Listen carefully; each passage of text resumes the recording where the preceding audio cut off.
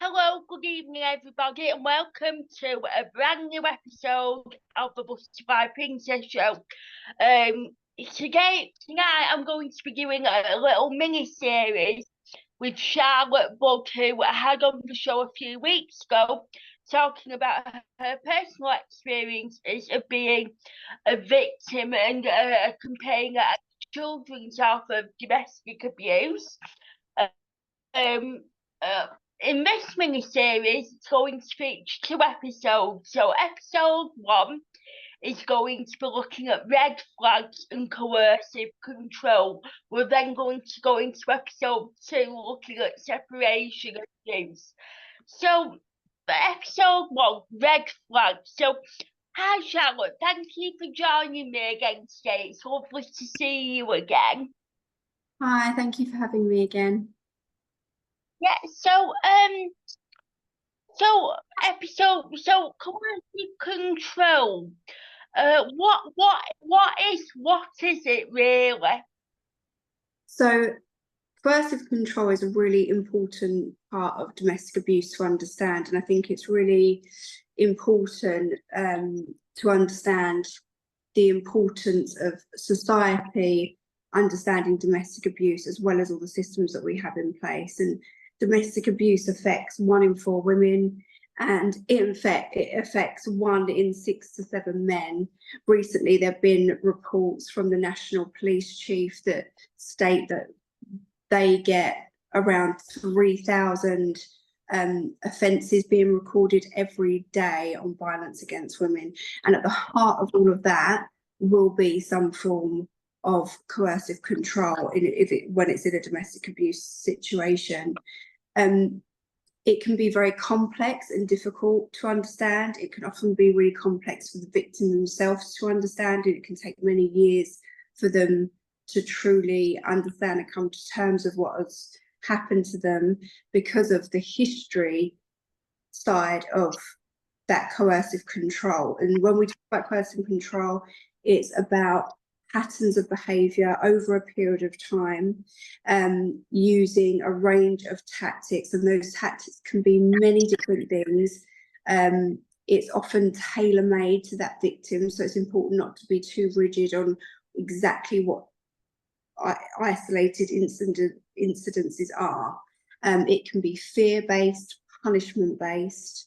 It can be violence, but not always. It can be threats of violence, intimidation. It could be threats to kill. It can be financial. It can be intimidation. It can be many different things. It can be silent treatment. It's that slow dripping effect that then ends up causing that victim to change their behaviours, to kind of try to stop that from happening and to appease the perpetrator or the abuser. And that's when a lot of victims will say that they felt like they're walking on eggshells all the time around that person.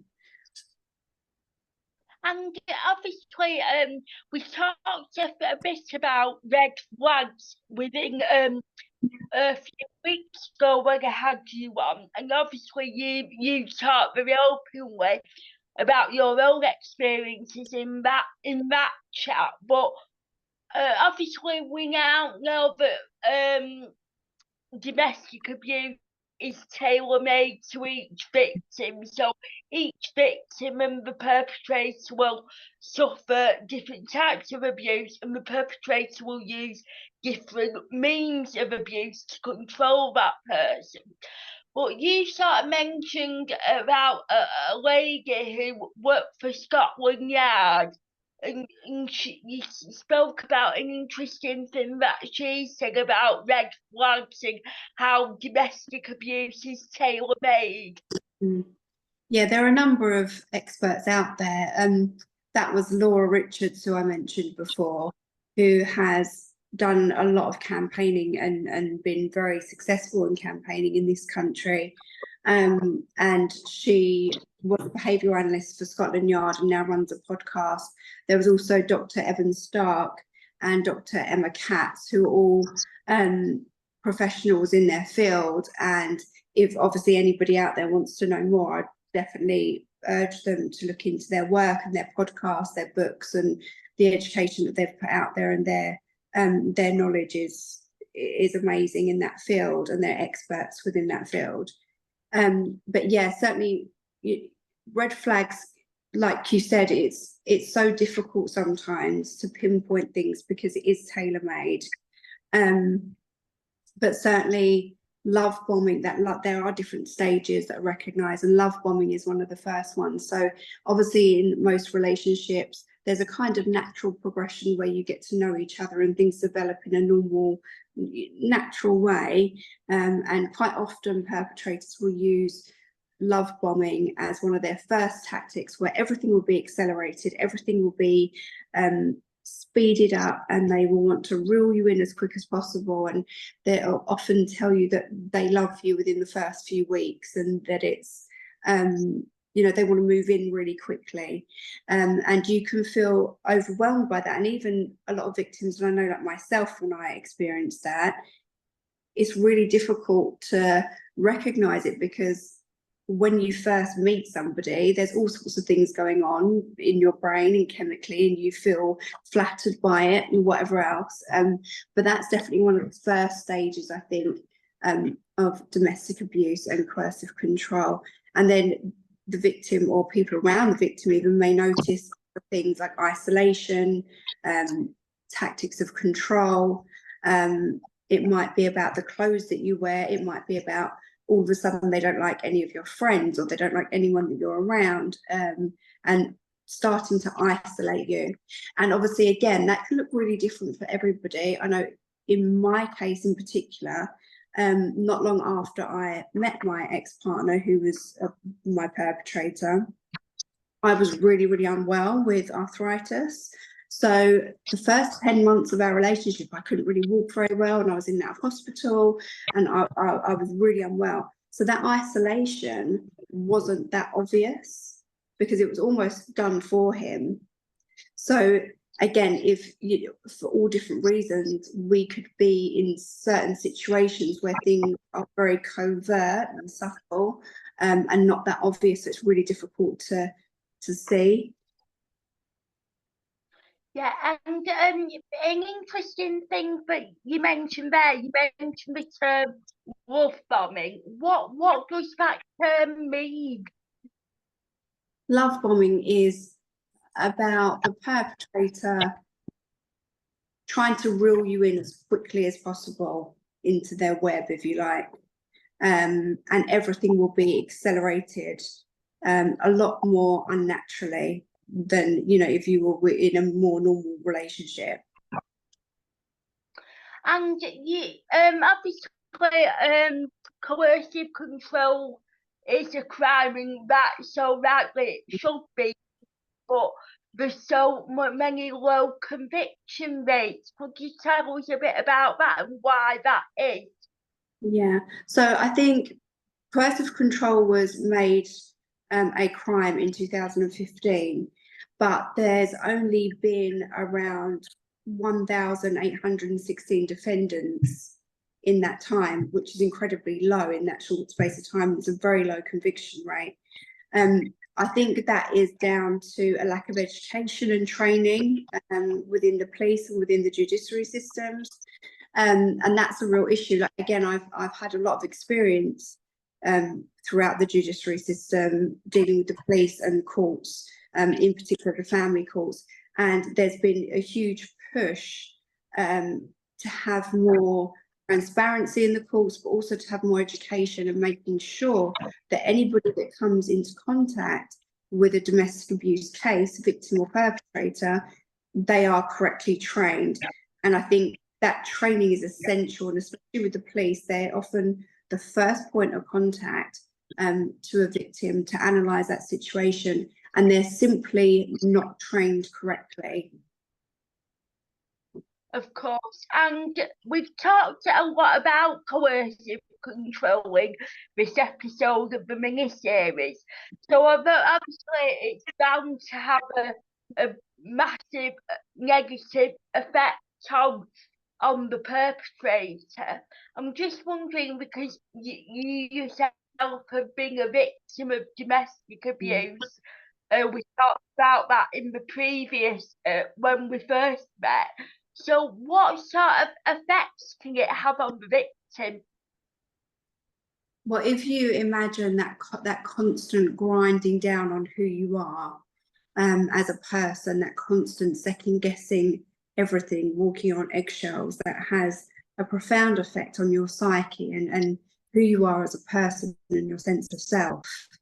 Some of the things that I remember in my own situation was that feeling of walking on eggshells, and that would be around meal times would become a really big issue.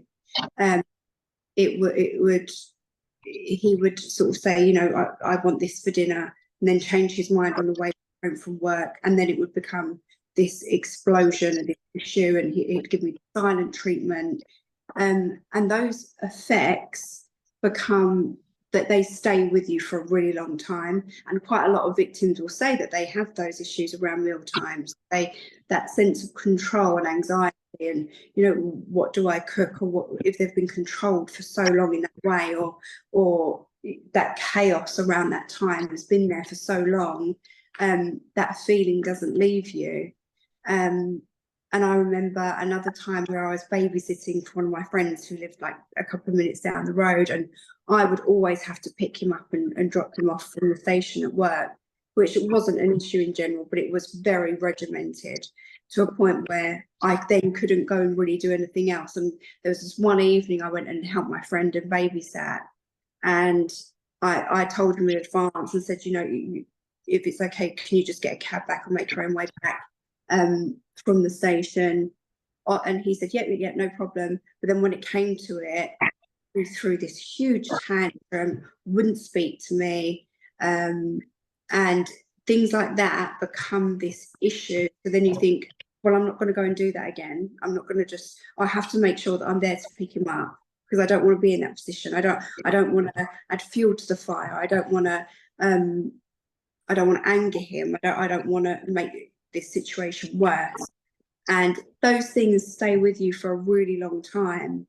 And particularly other forms of abuse, financial abuse, that those feelings of having nothing and going without, they stay in your psyche and they grind you down. You second guess yourself, and that has a huge mental effect. And I think a lot of victims, and some statistics will show, is that coercive control quite often they felt was worse than some of the violence that they suffered, because it was the constant, that week in, week out of living under that control. Yes, and also just to finish off this episode, which I found really interesting, is that we discussed briefly in the introductory when we spoke about your own personal experience, that it's recently become law that any children who's been impacted by domestic abuse from being a child, if you know, they haven't been abused themselves, but you know, they've been living in a house, for example, where domestic abuse is taking place, but they're now recognised as a victim in their own right. So it does impact. It doesn't just impact the victim, but it also impacts the wider family, and it has a massive impact on children within that environment also. Yeah, and I think this is something that for a long time was really underestimated, and particularly again around coercive control.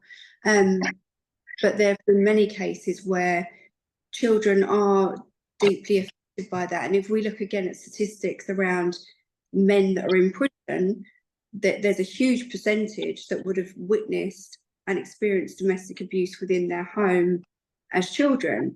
Like, this has a huge effect societally on a much wider level, and children who are growing up in any type of volatile environment where their safety is breached is going to have an effect. And even when it is coercive control, emotional, mental abuse, those children witnessing that when one of their parents is being abused, is going to have a knock-on effect. And again, you see that a lot with women and children post-separation, which obviously we'll go on to speak about, that effect of withholding finances, or when that person is the main parent looking after that child, if that person is constantly in a state of control or being emotionally abused in some way, that's going to have an effect on the children as well. Yes, and well, thank you, Charlotte, for talking to us about red flags and coercive control. This now concludes episode 1 of the mini-series on domestic abuse. Thank you for watching and listening, everyone. Thank you. I'll just stop this now.